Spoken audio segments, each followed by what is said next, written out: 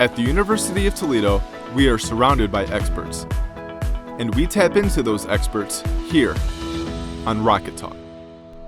In 2008, Britney Spears' father petitioned to have control of his daughter's life and finances through a temporary conservatorship.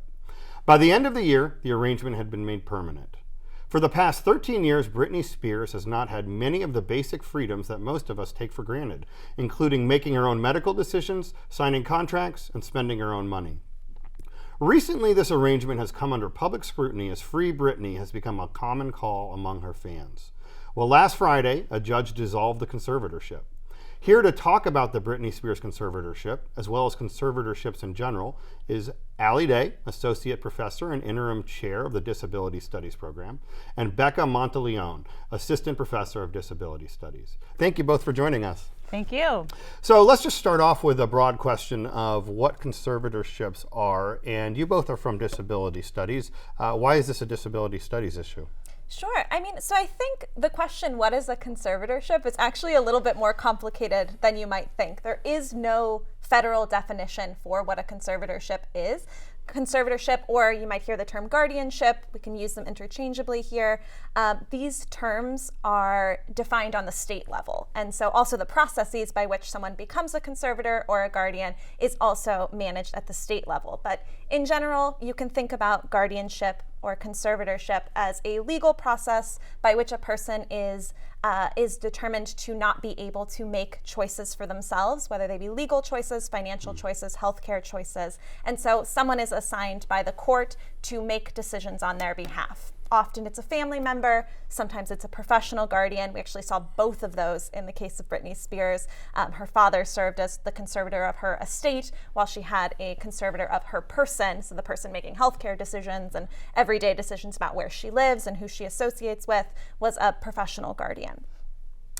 But guardianship, the National Council on Disability calls guardianship civil death because in many ways getting a guardian means that you lose your legal personhood, right? You can't even vote. Right. You can't, you you literally vote, can't vote under a conservatorship, right? So you become a non-citizen in so many ways. It's not uncommon for a person under a guardianship to not be able to vote, to get married, to get a driver's license, sign a legal contract, make healthcare decisions for themselves, appoint their own attorney. That's another issue we saw come up in the Britney Spears case.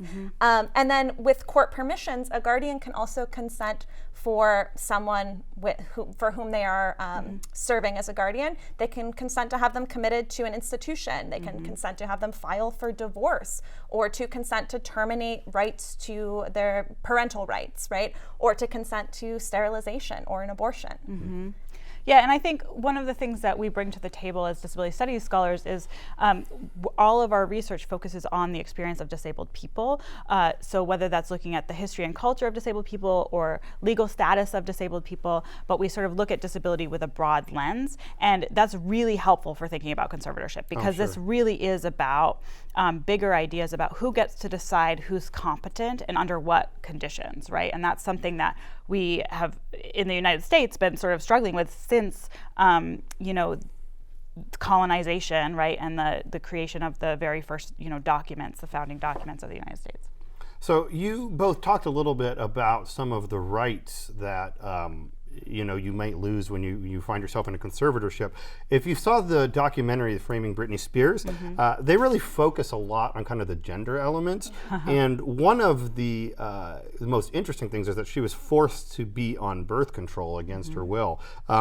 So how is it that we find these conservatorships so invasive in these kind of practices? And I don't know, can you talk a little bit about the gender element of this as it relates? Was gender an issue here? No, I think what's so fascinating to me is that, when we started to question Britney Spears' competency, I think Britney and I are around the same age, right? So she was a teen star and I was a teenager, right? So I feel like I'm connected to Britney. And Britney really came under scrutiny because she had this moment where she was out partying one night and she shaved her head.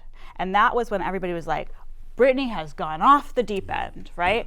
Now, what was really interesting about that was how all of a sudden when she kind of did this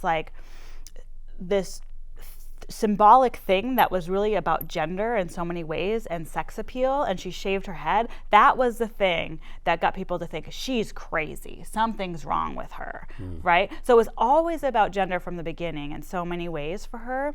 And I do think, and we'll talk about this more, but we don't have any sort of national statistics. That's one of the problems with guardianship, I think, as a whole, is we're not tracking it.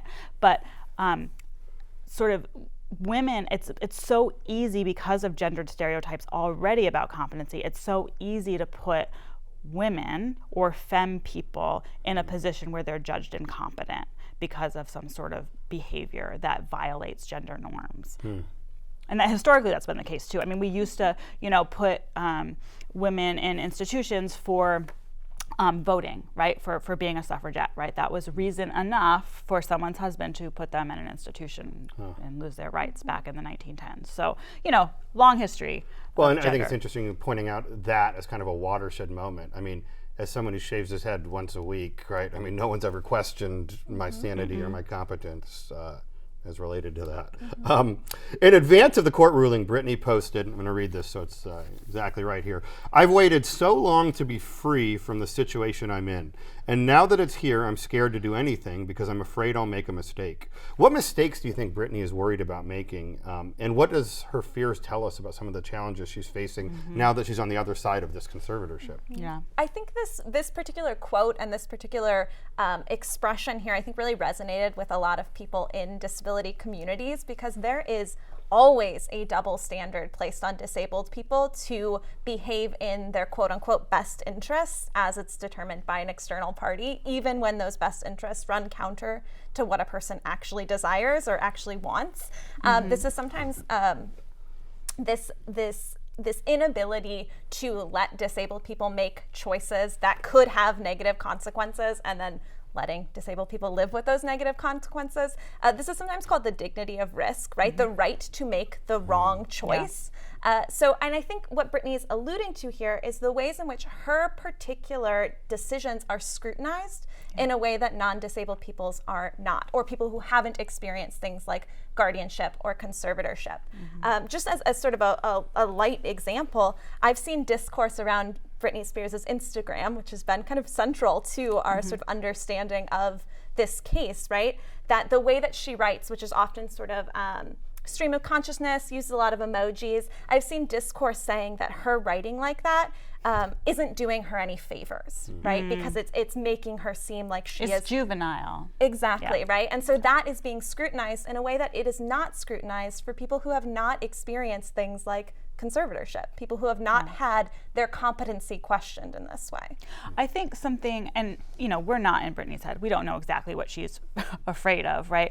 But something that was under so much scrutiny early on in her conservatorship after she shaved her head was her parenting, right? And having her kids taken away from her, losing custody of her kids, her wanting very desperately to have her kids back, to have the ability to be with her kids without somebody else in the room. I think, and the media talked a lot about her kids, right? In the way that I think media talks about celebrities and their children, right? But I do think that there is a history, and a long history of people with intellectual disability, or just judged as having intellectual disability or a psychiatric disability, losing access to their children, right? And I think for Britney, she's made it very clear that parenting is important to her, that she wants to have more children. And my guess is that is maybe one of her fears that's on the table. Well, it's certainly interesting, that this is happening to a celebrity who lots of us love and admire, and like I said, I grew up with Britney as well. But if we take kind of a step back here and talk about conservatorships in general, right? And what do you think the particulars of this conservatorship that Britney's under in this situation tells us about kind of the practice in general? And I'm also interested, it seems like they're responding to some sort of perceived problem. What's a better solution? Are there appropriate conservatorships?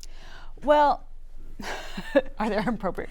I think there. So that's actually a really big question. Sure, if you have a couple hours, that would be I great. didn't give you much time. But what I would say very quickly is that one of the things that this brought to light, I think, for many in the American public who have not been thinking about conservatorships, is the kind of bodily autonomy that you lose under conservatorship. So the thing that people were most outraged about, at least that's what appeared in the social media, was the fact that she was forced to be on long-term birth control that she did not want to be on, right?